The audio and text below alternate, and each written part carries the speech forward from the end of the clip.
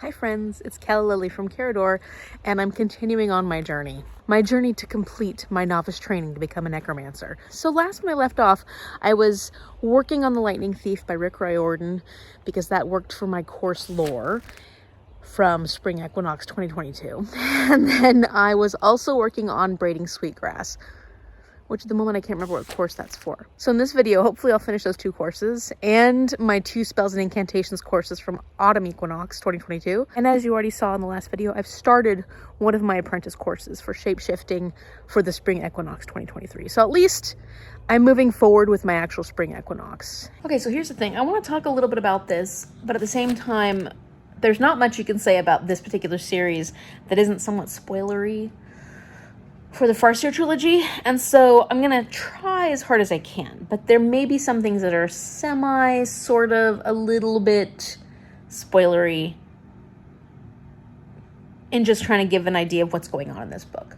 So at this point, we are doing a lot of revisiting the past. In Fitz's actual recollections of what's going on, in his storytelling when he's telling the Fool what has happened since they last saw each other 15 years ago, he's going over basically where the Fool had to leave him and what happened with his life during that time, and how he's come to this place of living his own life that he wants to live, but also living this life of complacency where he is not hurting anybody, not hurting himself anymore, but at the same time, is he living much of a life?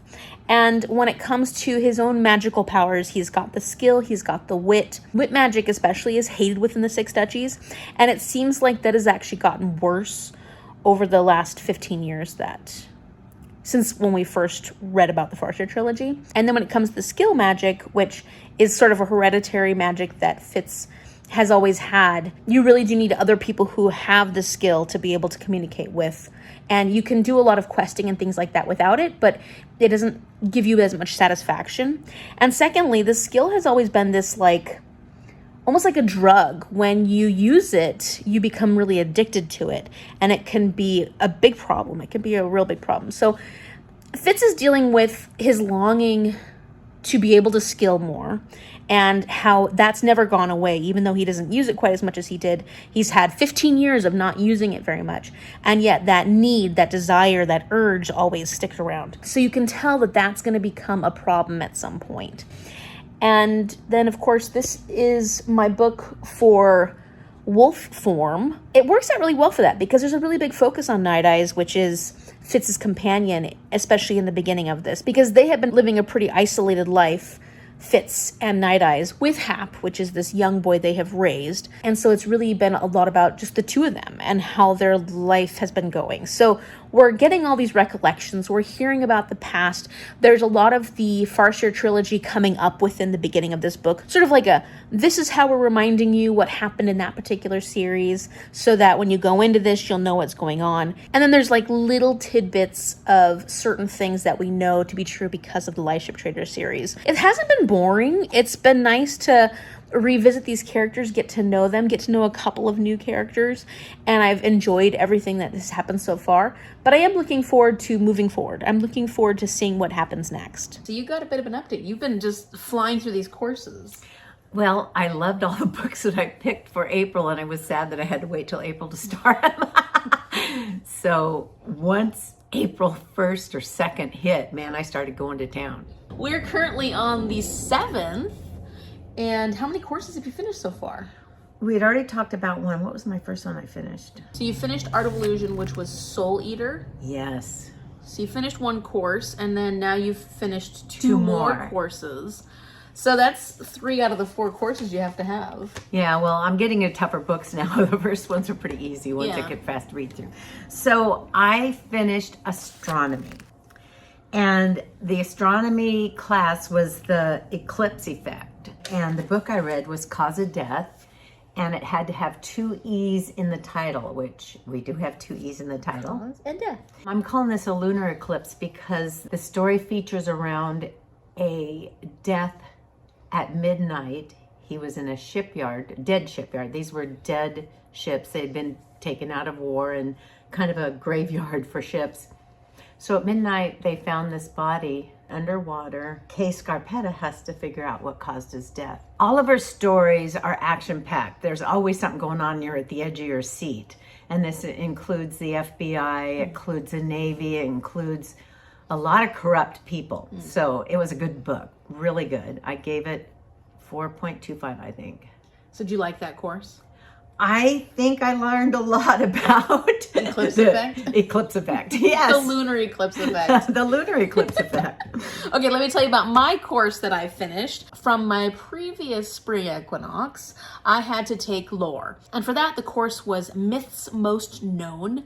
And so I read The Lightning Thief by Riordan because it was a book about mythology and definitely a book about myths most known. Greek mythology is probably the most visited when it comes to literature. These are retellings of the original Greek mythological stories, or at least there's components of the original Greek mythology incorporated into this, so it's definitely myths most known. And there was a lot that I recognized when I was reading this. This is the first in the series, Percy Jackson, the Olympians, and there are a lot of other series that have come off of this since then. I'm gonna give this one 3.5 stars. I was debating between 3.25 and 3.5 stars. I really enjoyed it. I had a lot of fun. I do want to continue the series because I want to see where this ends up going. I didn't connect with the characters, and I felt like there was so much action in this, and there was so much of moving the story along, which makes sense for a middle grade audience. But for me, I didn't get those connections because we didn't get enough character building. We didn't get enough of what I enjoy in the beginning of a story, or what I enjoy from books, especially like this, where you're having this sort of found family and they're coming together, they're going on an adventure. When you have an adventure story like this, I want to feel really invested in the characters, and I didn't dislike the characters, I just didn't have any strong feelings towards them. And that for me made this feel a lot less exciting or interested, or I was less invested than I wanted to be. There's a lot of fun humor that Rick Riordan puts into this, and I really like that. I think it's cute. I think it's fun. I can see why kids would really enjoy this. But for me, it moved along almost a little too quickly. We didn't get to explore some of the stories as much as I wanted, or at least some of the myths and some of the elements to it. I wanted to get more detail. And I think that I get that this is a middle grade book, and it feels like kind of a young middle grade book, but I still think you can put that character development in here and it still be appropriate for a middle grade audience. And I know that I'm one of a few people that feel this way because I know this is a very popular series, and a lot of the kids I've talked to have absolutely loved it. I just feel like it was kind of weak in the character development area, and that's why I had fun with it. I would give it a 3.25 or 3.5 stars, but it didn't wow me as much as I had hoped. I did love all the mythological references. You can really tie into the different stories, the different parts of the myth with this. And I thought that was a lot of fun because it incorporated a lot of different myths together as well. So I would definitely like to continue this series because I'm in my mythology era, I think, right now. But also because I want to see where it goes. Rick Riordan got so much popularity with this particular series, and I can see how it could develop into something that I would enjoy even more and more as it went along. Okay. What is your third course you finished? I took Conjuration, and this class is called Spirit Binding Spells. And the book had to be something recommended by a friend. And as I think I told you earlier, my daughter from another mother gave me this book called How I Stole the Princess's White Knight and Turned Into Villainy by AJ Sherwood. I had no idea what to expect. When I first looked at this cover, I thought it was a manga or a graphic novel. There's 6 stories in here, 6 books, small books. It's a comedy. There's a lot of stuff that happens here, but mostly it's a comedy because this is the White Knight and this is the sorcerer that loves him, falls in love with him. And how it pertains to this course, with conjuring and spirit binding spells, he had actually met the White Knight 15 years ago. And the White Knight doesn't remember even after he tells him exactly how it went. But he had met him 15 years ago and fell in love with him at that point. So that there was a spirit binding right there. And he never thought he would be able to conjure him up. And 15 years later, the White Knight showed up on his doorstep. So it was such a fun, good book, and it really matched my class. Wait, what'd you give the rating for that? I gave it a 4. The other book that Shell gave me, Soul Eaters, I gave a 5 because it was just spellbinding.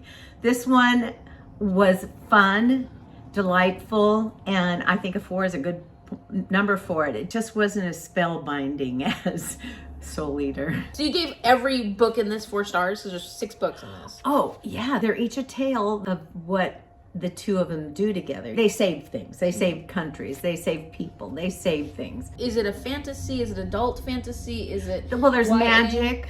Because it looks like it would be There middle is grade or YA. actually open door sex, so it's not It's for a it's kid. adult. It's adult fantasy. So what are you taking now?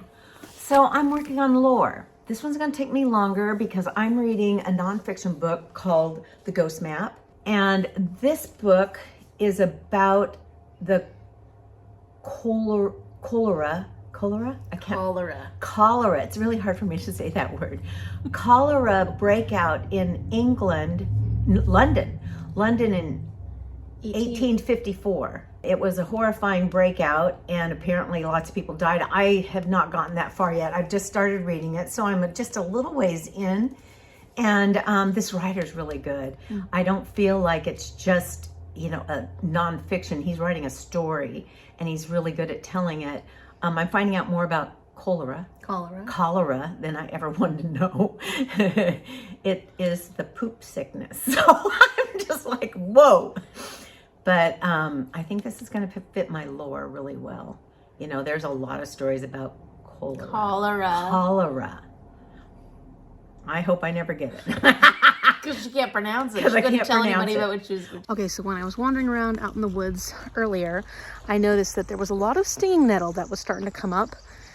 And you're supposed to harvest it when it's really fresh and young, has small leaves. And I've always wanted to harvest stinging nettle because it's got a lot of vitamin C. It's really good, like as a substitute for spinach, and we get a lot of it out here.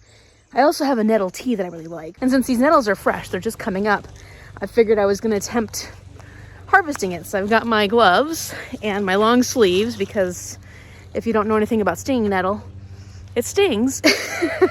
And we'll see how it goes. We'll see how much I actually get. So here is all the young, fresh nettle. There's a bunch of it, see right there. And you're wanting the leaves that are at the very top that aren't very big. And of course, if it has bugs on it, you don't want that either. So I think these top ones are okay, and these, of course, the little ones are great, but I don't think you want any of the really big ones.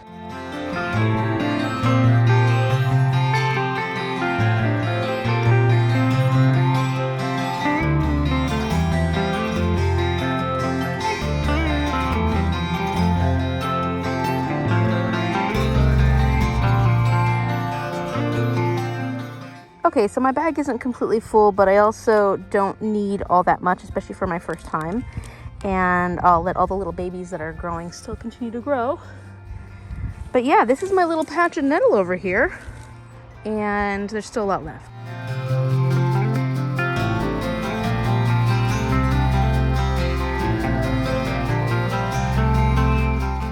Okay, so in light of my nettle harvesting, I want to talk about Braiding Sweetgrass because this is the book that I'm using for my 2022 Spring Equinox Spells and Incantations course, Anti-Gravity Spell. And the prompt for that is to read a short story or essay. And I'm guessing that's because they're so small, they're light, and they'll easily lift you up against the gravity. So I'm guessing that's why. I chose Braiding Sweetgrass a while ago, I think, for this prompt, and it's just taken me such a long time to get through this book, not because I'm not enjoying it, but just because it is a book of essays, so I don't feel the rush to get through it.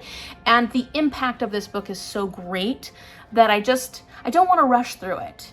And there are times when I don't feel like reading this. It's nonfiction. Nonfiction definitely takes more brain power. And then there's times when I just get into it. I immerse myself into it. I've been reading a lot of this through audiobook, and that's been wonderful. I appreciate so much about this book. So I want to talk to you a little bit about it. Robin Wall Kimmerer is a botanist who has a lot of knowledge of Western science, but she's also a member of Citizen Potawatomi Nation. And she has a lot of indigenous knowledge when it comes to a lot, actually. You can tell that she's educated herself not only on what she has experienced through her own nation, and of course trying to learn about herself. she's learned a lot about other nations and some of the impacts they have on the environment, some of their thoughts and beliefs when it comes to origin stories and how that plays out in the way that they approach the world, approach nature, approach the relationship with nature, approach just everything really. And how those two things, Western science and indigenous ways of knowing, can work well together, but then how they can also repel each other in certain ways. And I wanted to read this book, not only because I knew this would tell me a lot about what I want to know, about my own culture, about my own understanding of the world around me, and my involvement in my relationship with nature, but also because I got my degree in science, in Western science. I got my degree in biology. I love science, and I also recognize that indigenous ways of knowing are very important and should be recognized. And a lot of times within the world of Western science, most of the time, they're not recognized. And it gets frustrating to me because I see this like, oh, well, it can't be this, and oh, that has too much spirituality involved, so it can't possibly be that. It's not based in real science. And this knowledge has been the foundation for a lot of the knowledge we have today. And so it's very important to me to think about this. I think a lot about this because, like I said, I got my degree in science. And so one of the things that I've appreciated about this is Robin Wall Kimmerer, somewhat like me, has had a family that's faced a lot of colonialization and changes that have happened along the generation because of what happened a long time ago. And so that's true for my family. I feel like we have stepped quite a bit away from our heritage and from our traditions and from our culture. And since I've moved back up to Washington, I wanted to understand more about who we are and where we come from. That's part of the reason why I wanted to harvest the stinging nettle, because I have a really poor relationship with stinging nettle. We don't always get along.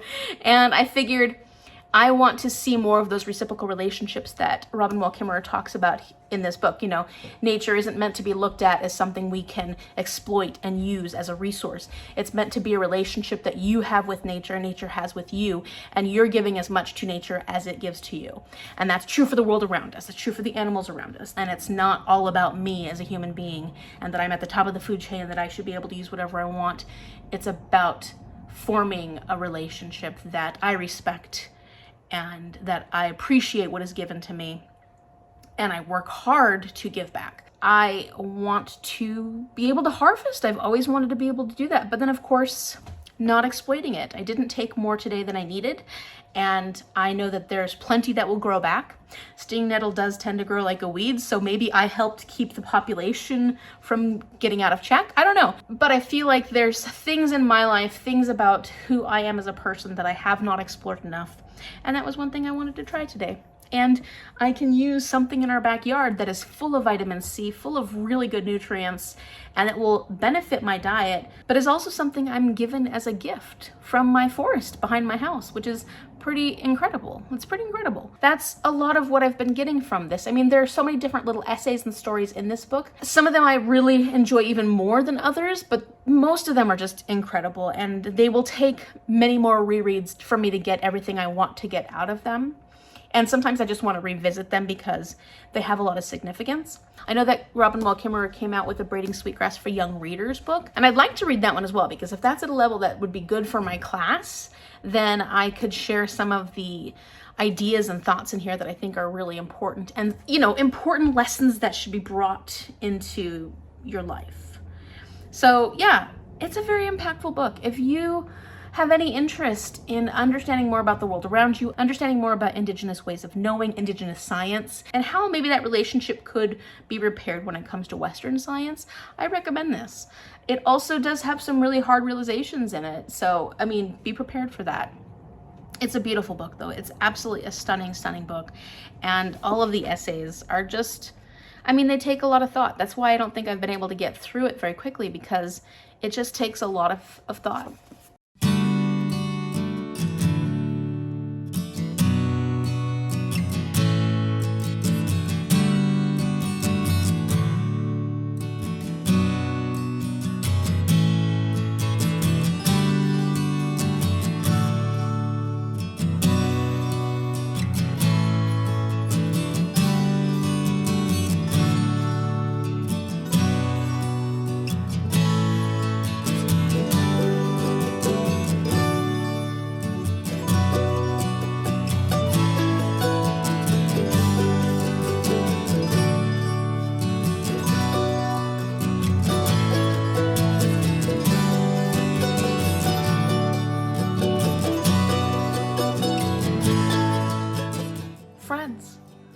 time for an update.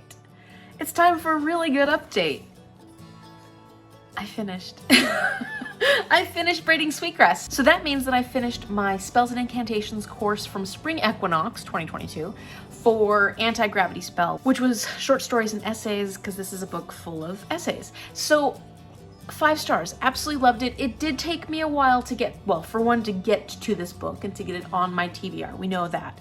But also to get through it, it took me a couple of months. And the reason for that is not because I wasn't enjoying it, but because nonfiction has been very difficult for me since I started school again. And because this is formatted in essays, it's very easy to finish an essay and not feel like you have to rush on to the next one. And I kind of like that because I feel like there's so much packed into these essays, especially because her writing style is beautiful. It's very poetic. She's putting a lot into each of these essays. I'm giving this 5 stars because it's an incredible work of art, and it's also an incredible work of science, and it's an incredible work of culture and history. I think this is stunning. This is a stunning nonfiction book. I think that this is a book that can change lives. I think it's a book that is important for everybody because it talks a lot about the world we're living in today and how we're treating that world, and how a lot of indigenous cultures believe in this idea of reciprocity between the person and the planet, and how we've sort of screwed that all up because we don't look at the planet as something that we need to give back to as well. You know, we look at it as this thing that we control or we own, and we can do whatever we want with it because it's ours to use.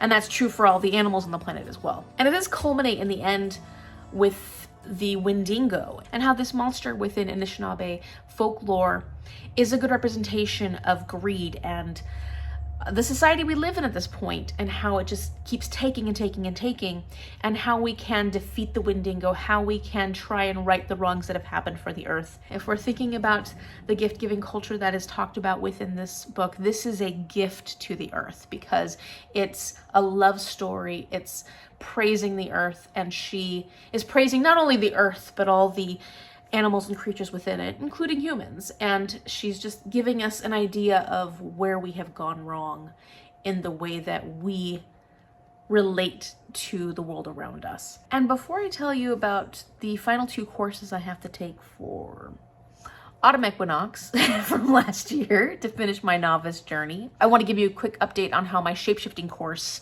Form of Wolf is going right now. So for that, I'm reading Fool's Errand by Robin Hobb. This is the first book in the Tawny Man trilogy, and I'm just having such a good time reading this. We are back with characters and in places we have been to in the past but haven't been to in a long time. This book is like nostalgia for a series in this book, because it basically satisfies how much you might have missed everything since the last time you read the Farseer trilogy. It's just giving me all the vibes that I missed. And granted, the Farseer trilogy is not my favorite of the series I've read so far by Robin Hobb. I loved the Lifeship Traders better, but I guess I really missed it because this book is just making me feel so warm and cozy, and the characters are just making my little heart pitter and patter, and I'm loving it. I'm loving it so much. So at the moment, I am almost halfway through.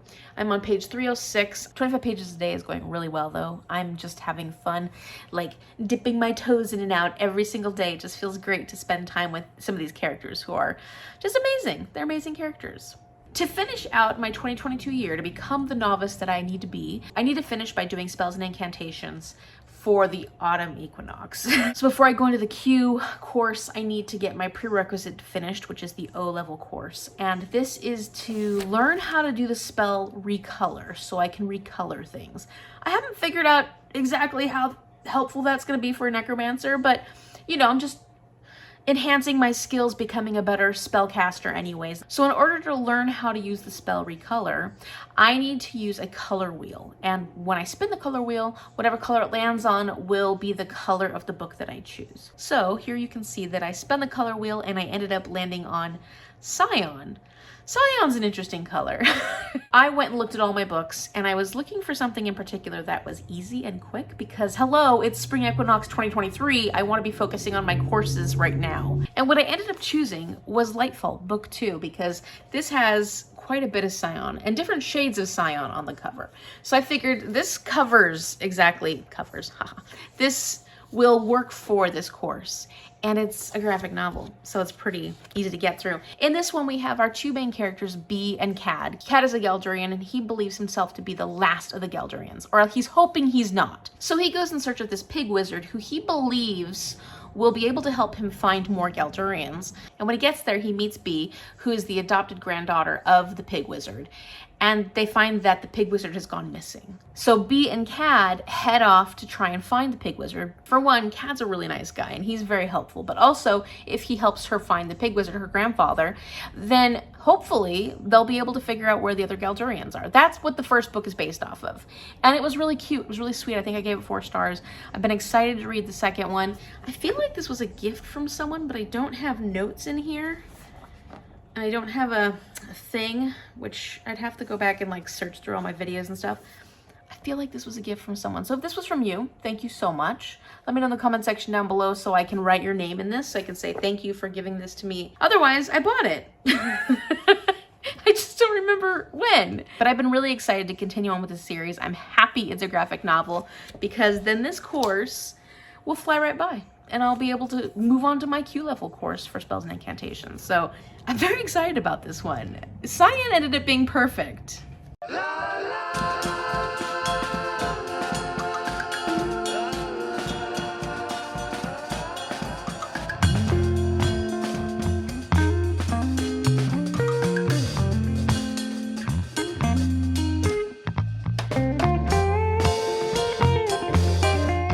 Good morning. It is a beautiful morning and I've already gone and done my mount training for the morning. Spinning. And that was really good. And also I want to say that I've completed my O-level course for spells and incantations, which was Recolor, which, you know, it was a spell that I feel will have value. Maybe not my most exciting course, but luckily I was able to get a handle on this particular spell pretty quickly. So I think one of my strengths is spells. I'm doing pretty well with spells. So for this one, I read Lightfall Volume 2 by Tim Probert. And I enjoyed this one. It was the second in this adventurous middle grade graphic novel series, and the artwork is just gorgeous. I love that there are moments in this particular one where there are these full page spreads that almost take your breath away with how beautiful they are. I think I gave the first book in this series a 4, and because this one was just a little bit less enjoyable for me, it's not that it wasn't enjoyable, just wasn't quite what the first book brought for me, I'm gonna give it a 3.75. And maybe it does suffer a teensy bit because it's the middle of this adventure, but I did enjoy it. Cad, our Geldurian, although he's still cute, he was a lot more frustrating in this book, and it took a little bit of his cute factor away. So in this particular one, we're continuing on the journey, trying to figure out who is stealing the lights. Well, we know in the first one who's stealing the light, but we don't know why, and we don't know how to stop them. Our main character, and I can't remember her name right now, has a lot of anxiety, and it's represented really well in this particular graphic novel series. And I liked how this interpretation of anxiety through art was combined with another character in a way that really made you think more about the intentions and what was going on with this other character. I don't know how to explain it without giving anything away, but I was like, oh, that's interesting. There's a link here that you can only see because we're getting this visual representation of anxiety. So I liked how that told us a lot without actually telling us anything. The author likes to use certain visual scenes as sort of like flashbacks, or not necessarily flashbacks, but kind of like, I don't know how to explain it, but well, let's just say flashbacks, as sort of like flashbacks that tell us something about the past, but we don't find out till way later what they actually mean. And the only problem with that is I feel like it causes the story to lag a little bit, and I think those were the times when my attention started lagging a little bit. So I wasn't ever bored, but there would be times when I'd be like, I don't understand what's going on, and then I had no problem putting it down. So I think that messed the flow a teeny bit. I think that's why it's going to be a 3.75, but this is a really fun, cool adventure graphic novel story for middle grade. And if you love beautiful, beautiful artwork, you like adventurous stories, I recommend Lightfall. I think this series is going to be a fun one to read all the way through, and definitely one I'm going to bring in my classroom because the students would love it. They would love it. Okay, so let's talk about the final course that I need to take then to end my journey as a novice necromancer, well, not end my journey, but allow me to be a novice necromancer so that I can continue my journey within necromancy. That's a better way of putting it. So it's taken a bit of a while, but I'm getting there. And we're only about halfway through April. So we're only about halfway through the spring equinox, which means that I still have time. Well, I mean, I still have until autumn equinox, but I would like to get as many of my spring equinox books finished earlier this time around so that I'm not doing this next year. So for my Q level course, I need to take Incantation Echo. So I'm going to be learning how to create or summon an echo, something along those lines. And for this, I needed to find a book from someone else's TBR and read it. So what I decided to do was go back to the autumn equinox TBRs from last year and look and see what people were reading, look and see what I could work into my TBR. I completely forgot to tell you that the book that I chose came from Ashley's channel, from A Frolic to Fiction. Absolutely wonderful channel. Really love her whimsical vibes and the books that she reads. I get a lot of like witchy fantasy recommendations from her. And I was really excited to see that she was adding such a short book to her TBR, because that's another thing that I was going for. So I needed a book cover with red, white and blue on them, and I really didn't know where to go at first because you don't often find books with those three colours all at once. I feel like it's either red or blue, but I did then find that I do have a Spindle Splintered by Alix Harrow, which is a super tiny novella, book one in the Fractured Fables novella series, and is a retelling of Sleeping Beauty that I've been meaning to read for quite a while. It should be very easy to pick up. A Spindle Splintered by Alix Harrow. This is not one that I had any intentions of reading anytime soon, but look at it. It's really short. Even here at the beginning it says, Sleeping Beauty is the worst fairy tale, pretty much any way you slice it. I think it's meant to change the trajectory of this fairy tale and make it a more enjoyable one. And yeah, I mean, that's my least favorite Disney movie. Actually, Fox and the Hound is my least favorite Disney movie, but Sleeping Beauty is, there's not much happening there, so. A Spindle Splintered. I am looking forward to trying something out by Alix Harrow because I've heard so much about, 10,000 Doors of January, Once and Future Witches, and a lot of books that I'm very interested in reading by Alix Harrow, and it just hasn't happened yet. So I'm excited to finally pick something up, and something small, so that I can finish this. I'm just happy that I'm getting there. I'm getting to the end, and I've got one little book to finish me off.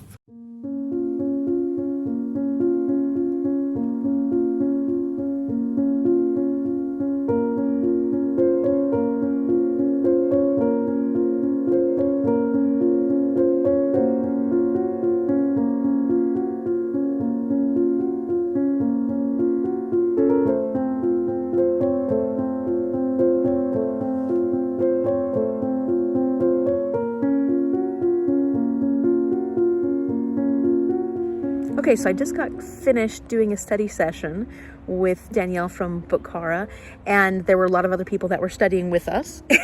And I'm having so much fun with this one. It's nice and short. I'm over halfway. I think it's like 119 pages, and I'm currently on page 70 or something along those lines. And it's all about this girl who has this chronic disease called Granville something, starts with the R, Granville something malady. And it's this made-up disorder disease that she got in utero because of bad practices done by a chemical company or something within her area. So there was environmental practices that were really bad. They had tested whatever the chemical was on adult men, but they never tested it on prenatal women or anything like that. It affects the fetus while they're developing, and it's basically a death sentence because no one has survived from it. In fact, they usually don't make it past their 22nd birthday. So our main character just turned 21, and she's obsessed with the story of Sleeping Beauty because she considers herself somewhat like a Sleeping Beauty as well. She is cursed to fall prey to this disease by the time she turns 21. And that's kind of what happens with Sleeping Beauty. She's cursed to fall into the slumber by the age she's 21. So she's read like every single Sleeping Beauty story, and she knows everything about it. She's just trying to live her life as normally as she can until she knows she's going to die soon because she just turned 21. Her friend sets up this whole elaborate Sleeping Beauty birthday party for her, including a spinning wheel. And our main character, Zinnia, intentionally pricks her finger on the spinning wheel just because she's drunk and she's miserable because she knows she's got a shortened life, and she's just kind of playing the role of, I'm Sleeping Beauty. And something actually ends up happening, and she gets whisked into another dimension, another world, into a fairy tale, and the story goes from there. There's a lot of humor in this. It's a very quick, fast pace, but you end up liking the characters quite a bit. And I love how much we're integrating current times into these fairy tale settings.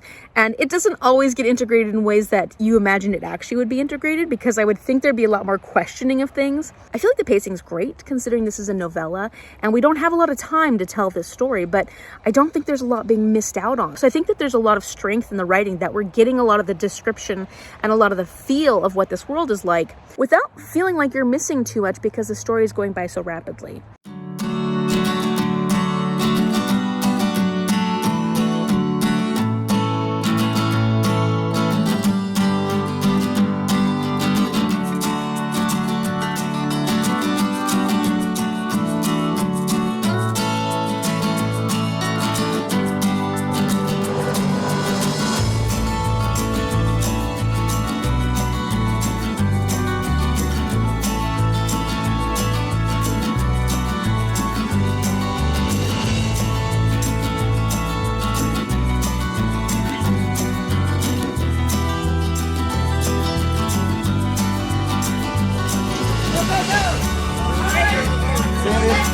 Why won't you die?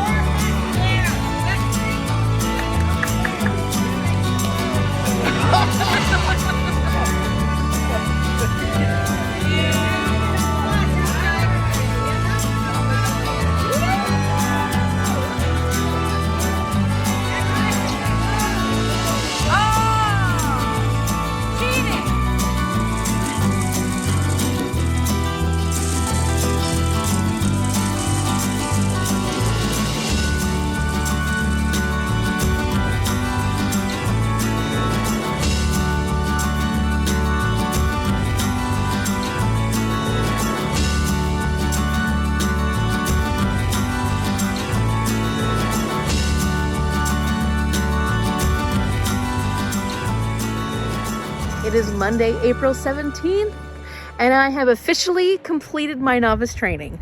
So I am currently a novice necromancer. I feel very good about the work that I have done, even though it's been delayed. It still was work, and I feel very excited about the adventure that's coming next. So I want to tell you about a Spindle Splintered, how I finished my Q level for spells and incantations, and then after that I'm going to look at my guild standing, because I haven't done that, but I kind of wanted to finish out my 2022 year before I looked at where I stand within the guild and how I can look towards improving that relationship. So a Spindle Splintered, I think that I'm gonna give this one a 4-star at the moment.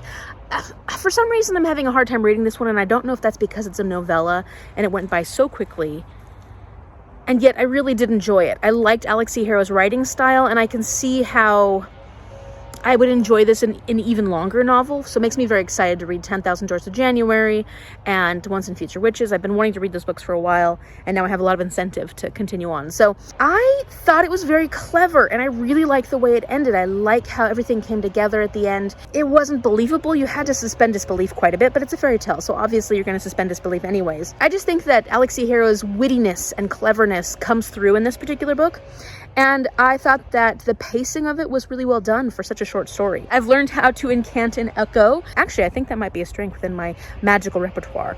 I did really well with my spells and incantations courses, even though I was delayed. But that didn't mean I didn't do well in those courses.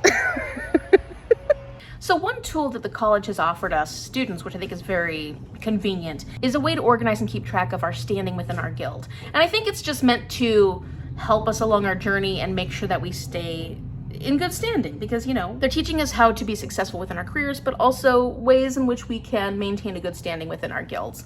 And so for that, we've got this guild tier sheet that shows us where exactly we are within our guild and how far we need to go to become paragons, because that's the goal, to become a paragon within our guild. Everyone begins in their guild as an initiate. You can see right there, it's a little blurry, but an initiate, and I'm in the archivist's guild. So my first goal is to become an assistant within the guild, and the benefit of that is that any courses that I take that I don't complete, meaning I DNF the book, will be counted towards that course, and so I'll pass that course despite the fact that I may have not completed it. So the way that you get guild reputation points is obviously to continue going to school and participating in each term and completing each term, and then also going on quests and things like that. I don't think I did any quests last term, but this year I do plan on doing the quest, and we have until August, I think, to complete the quest. So I'm excited about that. I'm excited to find out what this quest is, since I have completed Spring Equinox of 2022 and Autumn Equinox of 2022. I'm going to count that for 50 points each term, and that will bring my reputation up to 100. So in order to get Paragon, I need to have 800 points, and that will bring me halfway to an assistant. So maybe the quest this year, well, and plus 50 points once I finish Spring Equinox, that will get me even closer to being an assistant. And hopefully the quest that I end up taking will give me some more guild points. So obviously I hope to continue on and create a really good relationship with my guild. I am currently halfway to becoming an assistant. And then once I finish this particular term, Spring Equinox, I can add another 50 points. And then Autumn Equinox will get me all the way up to that assistant level. Plus, whatever the quest gives me, however many points that gives me, it'll increase my standing a little bit more. So I have a ways to go. So that's it for this part of my journey. I'm going to continue on with my shape-shifting course for Spring Equinox 2023 this year. And I look forward to becoming an apprentice. It's going to happen this year. I'm going to get done within 2023. I'm about that far through this course, and just loving this course. I'm a big fan of shape-shifting into wolves. Also, there's one thing I'm not sure about, and let me know in the comment section down below your thoughts on this, because there's so many different rules to attending this school to become a necromancer and to become any of our careers that we're doing, that I need your help. So this is the book that I had planned on using to defeat the giant, to fight the giant, and that is a book that's over 500 pages. On my adventure through Aldea, that's the March part of the journey, is to fight a giant. And yet this is also my book for shapeshifting. So I know that you can't use the same book for different courses unless you're higher up in your guild standing, but can I use this for my adventure? It's over 500 pages.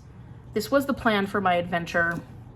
Do you think I can use this for my course and for my adventure? Because I don't know if that's ever been made clear. If you like this video, give it a thumbs up and subscribe so you can see what happens in my Spring Equinox journey, because I've already started it and I'm ready to start another course. I can't wait to see what happens next. I am ready to become an apprentice necromancer. Thank you so much for watching, and I will see you later.